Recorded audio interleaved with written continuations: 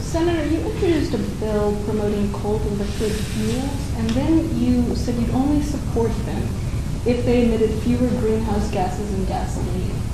Now, all the scientific evidence points to coal being dirtier than pretty much anything else. So how are you going to square your support for coal with the need to fight global warming? Well, I've already done it. You know, I voted against the Clear Skies bill.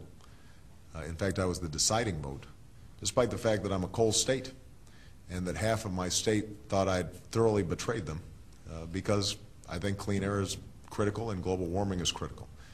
But this notion of no coal, I think, is an illusion, because the fact of the matter is that right now we are getting a lot of our energy from coal, and China is building a coal-powered plant once a week. So what we have to do then is we have to figure out how can we use coal without emitting greenhouse gases and carbon. And you know, how can we sequester that carbon and capture it? If we can't, then you know, we're going to still be working on alternatives. But alternatives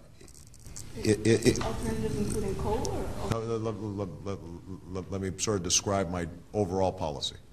I mean, what I've said is that we would put a cap and trade system in place that is as aggressive, if not more aggressive, than anybody else's out there. I was the first to call for 100% auction on the cap and trade system, which means that every unit of carbon or greenhouse gases was emitted would be charged to the polluter.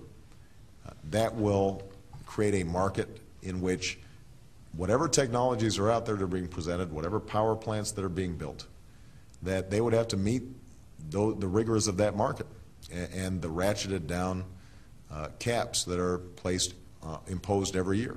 So if somebody wants to build a coal-powered plant, they can. It's just that it will bankrupt them because they're going to be charged a huge sum for all that greenhouse gas that's being emitted.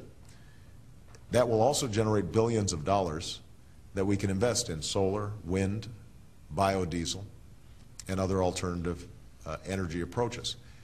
The only thing that I've said with respect to coal, I haven't been some coal booster. What I have said is that for us to take coal off the table as an ideological matter, as opposed to saying if technology allows us to use coal in a clean way, we should pursue it. You know, that I think is the right approach. The same is with respect to nuclear.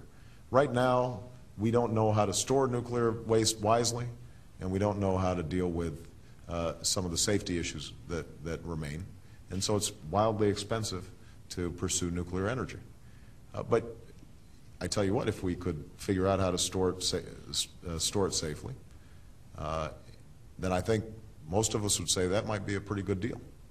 The point is, if we set rigorous standards for the allowable emissions, then we can allow the market to determine, and technology and entrepreneurs to pursue what's the best approach to take, as opposed to us saying at the outset, here are the winners that we're picking,